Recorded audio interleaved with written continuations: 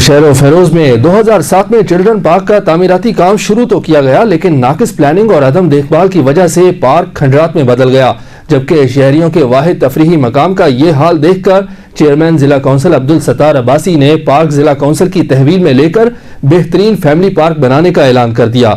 تفصیلات جنید خان زادہ سے۔ 2007 میں چلڈرن پارک نوشہر فروز کا تعمیراتی کام شروع تو کیا گیا،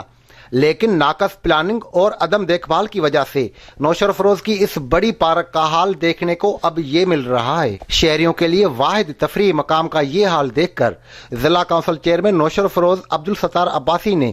یہ پارک ضلع کونسل کی تحویل میں لے کر اس پارک کو فیملیز کی تفریح کے لیے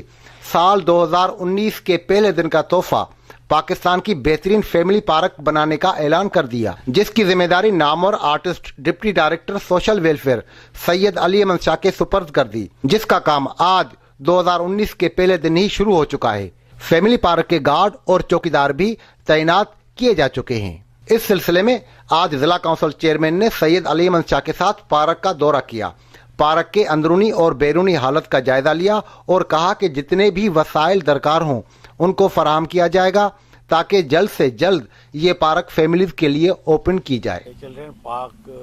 2007 میں بنا تھا اور اس وقت حالت آپ دیکھ رہے ہیں، اس کو ہم نے لے لیا اپنے ہاتھ میں ڈسٹرکٹ کونسل نے۔ انشاءاللہ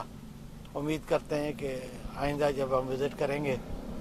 تو اس کا چینج آپ کو نظر آئے گی۔ یہاں کے لوگ کراچی حیدرآباد جاتے ہیں اپنے بچوں کو لے کے گھمانے پھرانے کے لیے، ہم اس کو انشاءاللہ تعالی میں نے ٹارگیٹ جو بنایا ہے اس میں 6 مہینے ہیں کہ 6 مہینے کے اندر اس کو ہم اتنا بنا لیں کہ جو لوگ حیدرآباد جاتے ہیں ان کے عزیز و اقارب حیدرآباد سے یہاں آئیں اس پارک کو دیکھنے کے لیے۔ ہم لاتے ہیں ٹاپ نیوز، آپ کے فیوریٹ ٹاک شوز اور انلمیٹڈ انٹرٹینمنٹ صرف یوٹیوب پر۔ اگر آپ نے ابھی تک ہمارا چینل سبسکرائب نہیں کیا تو ابھی سبسکرائب کریں اور بیل آئیکن کو کلک کر کے ہماری لیٹسٹ ویڈیوز کے بارے میں اپڈیٹ جانیں۔